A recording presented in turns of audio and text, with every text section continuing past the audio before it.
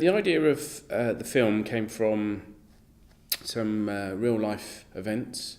Somebody I knew got stabbed, so that brought it to the fore in my mind. And I think we floated lots of ideas around, and one of those ideas was a girl that was put in the wrong place at the wrong time, and it sort of evolved around that. So it wasn't one single thing that we came up with the story. It's sort of a culmination of lots of hours down the pub chatting through ideas.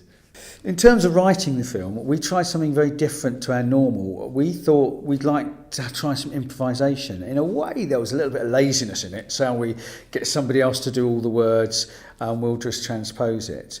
I don't think it turned out the way we intended in terms of the workload. But what we did was we got the basic plot, put it to two of the characters and got them to improvise in the scenes and develop those through. It was quite interesting to watch how they bounced off each other and they come up with a really good story, and they added things to the things that we hadn't thought about as well, and it was a really interesting process to watch. We didn't audition the main characters in the cast. I think we sort of planned to, but Leah, who we'd had in Sebastian and Me and worked with her, we wanted to give her another chance to move forward because we felt there was some real talent there that we could pull out of her. So we used her for the improvisation with that thought, if it didn't work, she's got the experience of the improvisation. But she just blew us away when she was doing that, and we felt, if she was available for when we wanted to film, we would have her. We invited Jim along as his next policeman to help us with the improvisations, and it was only through those improvisations and the way that he and Leah were bouncing off each other, we actually thought if he was available again, we'd ask him if he'd be prepared to do it, which thankfully he was. The other characters, we auditioned all of those, and very pleased with them, and they came through and they worked really, really well together.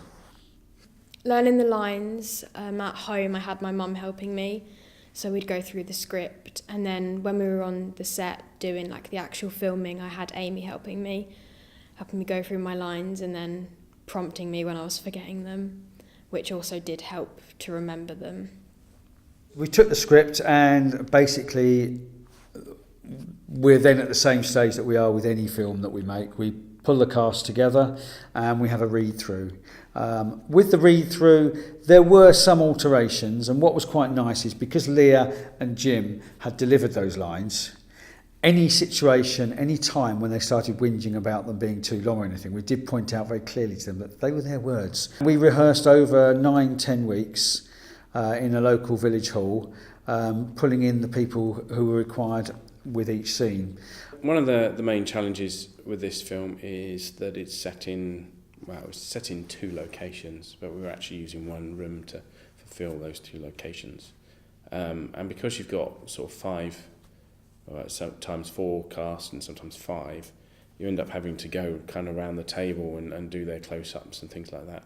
And we're quite restricted in the room that we couldn't really see the other end of the room because it would throw the proportions of the room out and things like that. So we were quite fixed in terms of the camera angles we could use. And it was a bit disappointing that we couldn't do perhaps some moving shots, but we were averaging sort of 7 minutes a day of filming, which was quite an ordeal to get done. It was a lot of repetition, but I think that's needed to get the right cuts, if that makes sense. Before in Sebastian and Me, I had a smaller part, which meant that I wasn't there as often as I was for this one. So I had to be around a lot because I was in most of the scenes.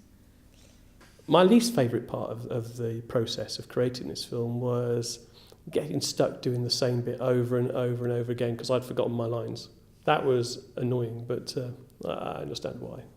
For me, the biggest challenge was trying to make one room look like 2 different locations.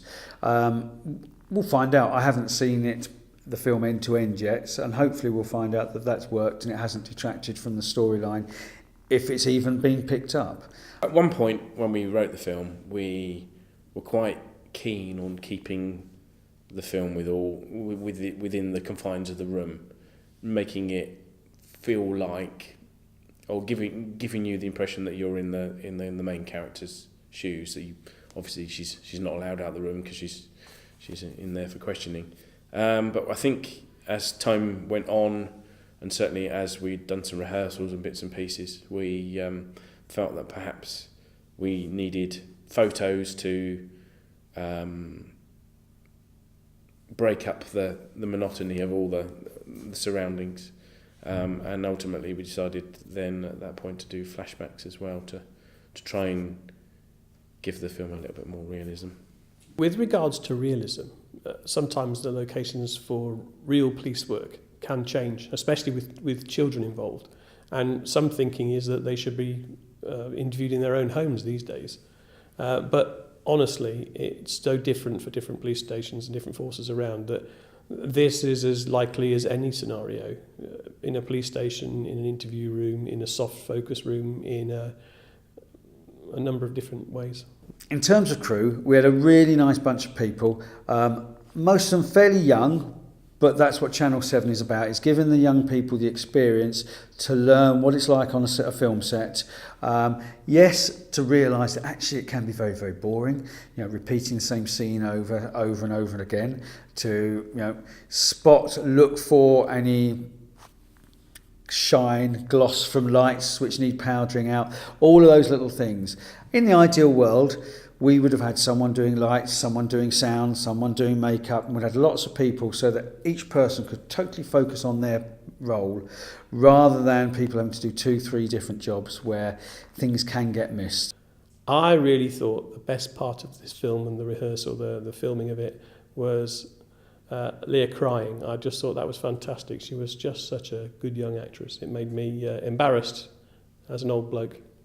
I think the film's going to turn out really good, and I think it's going to be really interesting to look at it back and see what it looks like from someone else's point of view, because obviously I was in front of the camera a lot, so it'll be good to see it actually on a screen. I have no idea what the final film's going to look like, but I'm hoping it'll be slick. In terms of how the whole film's going to turn out, I've in the fortunate position that I've seen the sort of rough cut version of it, and I hate to say this, that I've been gripped and I know the script off by heart. Very quickly I've been pulled into it and I've stayed with the storyline. It's always difficult to know how these things are going to turn out.